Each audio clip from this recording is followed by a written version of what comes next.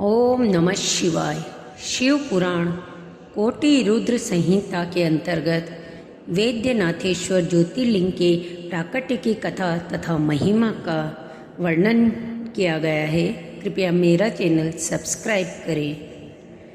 सूत जी कहते हैं, अब मैं वैद्यनाथेश्वर ज्योतिर्लिंग का पापहारी महात्म्य बताऊंगा। सुनो। राक्षस राज रावण, जो बड़ा अभिमानी और अपने अहंकार को प्रकट करने वाला था, उत्तम पर्वत कैलाश पर भक्ति भाव से भगवान शिव की आराधना कर रहा था। कुछ काल तक आराधना करने पर जब महादेव जी प्रसन्न नहीं हुए, तब वह शिव की प्रसन्नता के लिए दूसरा तप करने लगा। पुलस्त्य कुलनंदन श्रीमान रावण ने सिद्धि के स्थानभूत हिमालय पर्वत से दक्षिण वृक्षों से भरे हुए वन में पृथ्वी पर एक बहुत बड़ा गड्ढा खोदकर उसमें अग्नि की स्थापना की और उसके पास ही भगवान शिव को स्थापित करके हवन प्रारंभ किया। ग्रीष्म ऋतु में वह 5 अग्नियों के बीच में बैठता, वर्षा ऋतु में खुले मैदान में चबूतरे पर सोता और शीतकाल में जल के भीतर खड़ा रहता था। इस तरह 3 प्रकार से उसकी तपस्या चलती थी। इस रीति से रावण ने बहुत से तप किए, तो भी दुरात्मा के लिए जिनका रिझाना कठिन है, वे परमात्मा महेश्वर उस पर प्रसन्न नहीं हुए। तब महामनस्वी दैत्य राज रावण ने अपना मस्तक काटकर शंकर जी का पूजन प्रारंभ किया।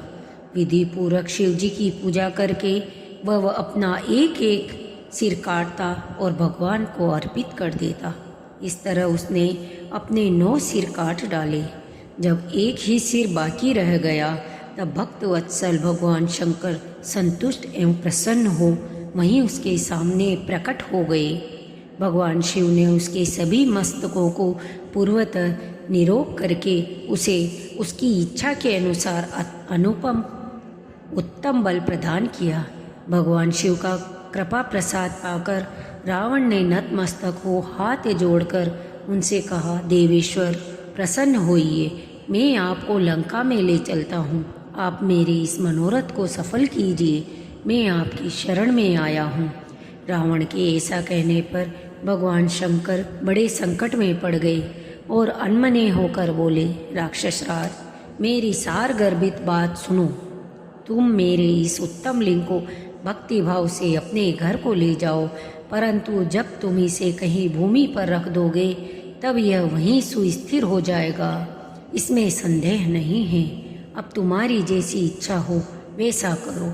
सूत जी कहते हैं, ब्राह्मणों, भगवान शंकर के ऐसा कहने पर राक्षस राज रावण बहुत अच्छा कहकर शिवलिंग को साथ लेकर अपने घर की ओर चला, परंतु मार्ग में भगवान शिव की माया से उसे मूत्रोत्सर्ग की इच्छा हुई।